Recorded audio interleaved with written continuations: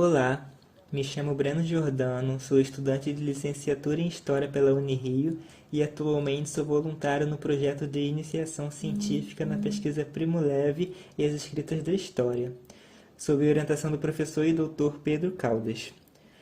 Meu enfoque tem como nome Alteridade por meio da animalização em Primo Levi, uma análise do recurso literário na descrição testemunhal do quimo-escritor. Eu procuro responder questões como por que a animalização é utilizada por Primo Levi como um recurso literário na descrição desumanizadora em eventos limite e qual a forma escolhida pelo escritor para representar o cotidiano de pessoas inimidas de sua racionalidade. Para começar, procurarei elucidar os tópicos que serão abordados no trabalho. Primeiramente, darei uma breve contextualização do projeto, tal como seus temas principais, o surgimento do problema e os objetivos almejados. Depois, eu farei uma análise dos trechos que destaquei do escritor, para então apresentar uma discussão suscitada após a compreensão desses trechos com o auxílio de trabalhos já existentes sobre o assunto, E depois eu chegarei aos resultados e às conclusões parciais. Então, Primo Levi foi um químico e escritor italiano. Ele escreveu memórias, contos, poemas, mas ele é mais conhecido pelo seu trabalho testemunhal do Holocausto, por ele ter sido um sobrevivente de Auschwitz. Ao longo de sua carreira, ele publicou diversas obras que descreviam, as vivências dentro do campo e também tentavam dar sentido, uma explicação para tudo aquilo que aconteceu.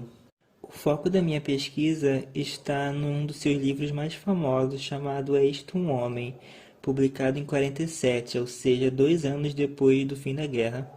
Com riqueza de detalhes, o químico descreveu sua pouca vivência dentro do campo e retrata de forma objetiva uma realidade que muitos queriam esquecer. Nas atividades iniciais da iniciação científica, nós procuramos observar como o Primo Levi descreve as personalidades que ele encontrava ao longo do caminho no campo de concentração, Então a gente buscou observar essa alteridade, como ele descrevia essas personagens, com um enfoque na adjetivação, como é que ele associava essas pessoas, como é que ele interagia com essas pessoas.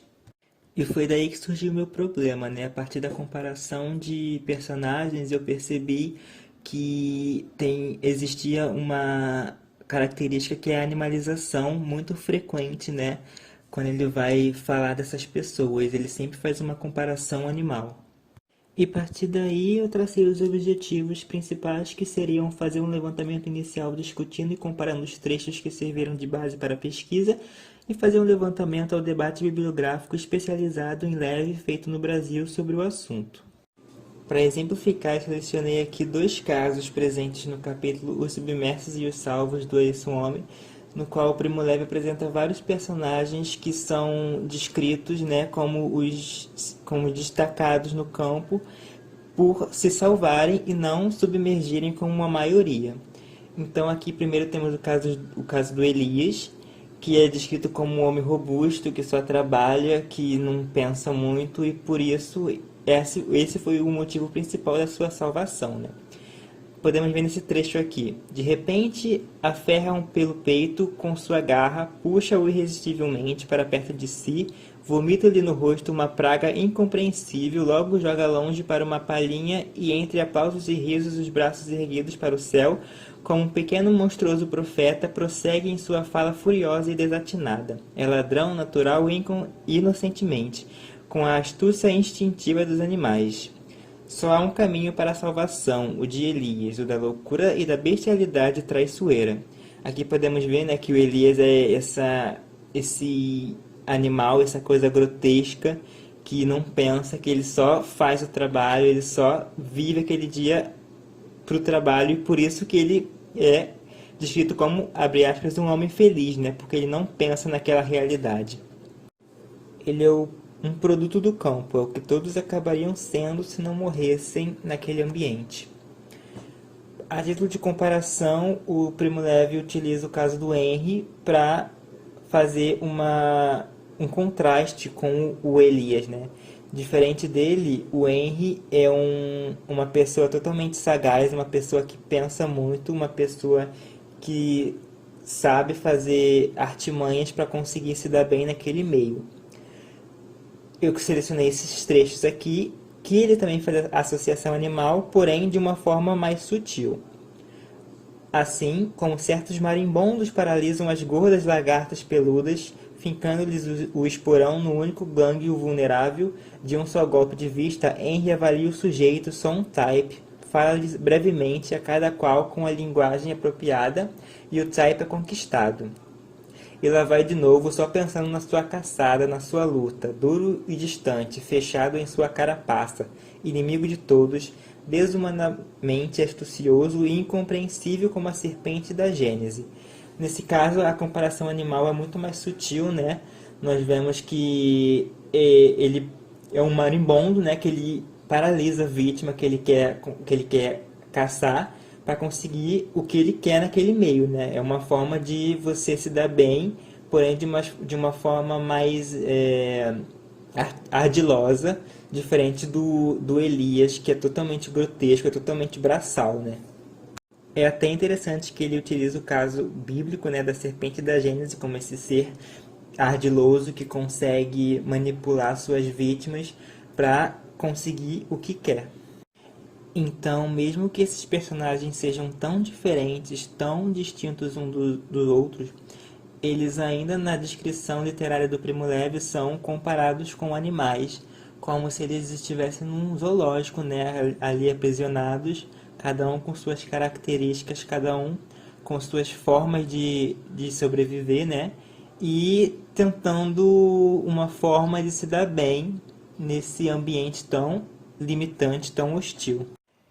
Curioso então com esse aspecto repentino que eu notei em sua obra, eu fui atrás de trabalhos que tentassem destrinchar a necessidade desse recurso literário da descrição animalesca. Foi aí que eu cheguei no trabalho do doutor em letras Aslan Camargo Macieira, mais precisamente na sua obra Primo Levi, da Química à Literatura do Testemunho à Ficção. Nele, Macieira diz que, ao analisar a obra de Primo Levi, deve-se considerar dois aspectos: a origem de sua literatura, ou seja, a necessidade de descrever a sua vivência no campo, e a formação como químico, ou seja, o seu olhar de mundo era determinado pela ciência que ele escolheu. Dessa forma, sua literatura é considerada científica. O Primo Levi é um dos principais representantes da união da escrita literária com as disciplinas científicas, e assim sua obra constitui-se a partir do olhar da ciência, né? A ciência é o plano de fundo, é o tema, é o mecanismo de criação do Primo Levi. É preciso ter em mente que o italiano, acima de tudo, é humanista. Ele confia nesse animal homem, na sua capacidade de raciocinar e prosperar, mas também desconfia como ele mesmo sentiu na pele, pois esse também é capaz de destruir, subjugar, dominar e matar. Tendo isso em vista, podemos passar aqui para os resultados e conclusões parciais.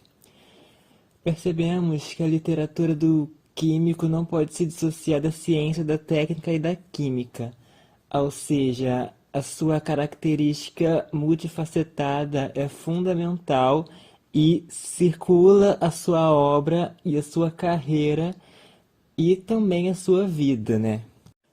O próprio Primo Levi descreve o lager como um experimento biológico e social, onde essa dualidade está sempre presente. É um laboratório onde acontecem experiências e onde essa animalização, onde essa categorização animal é utilizada de forma que possa aumentar a compreensão daquela vivência, daquele ambiente tão inimaginável e cheio de paradoxos. A associação animalesca é essencial nessa tentativa de narrar o inenarrável. Ela confere uma confiança racional na descrição das ações que ocorrem nesse ambiente limitante, nesse ambiente que só uma parte ínfima da sociedade entrou em contato. Comparando com aspectos comuns da vida cotidiana de fora do lager, o Primo Levi, ele tenta fazer com que as pessoas entrem em contato com aquela experiência, por mais que elas nunca vão entrar de fato e nunca vão vivenciar de fato o que realmente aconteceu, o que realmente se passou dentro daqueles portões. Pode-se pensar também que ao aplicar essa descrição animalesca naquelas pessoas, o Primo Levi esteja inibindo-as da aplicação de um juízo de valor externo às ações que as mesmas praticavam dentro desse evento limite tão ímpar.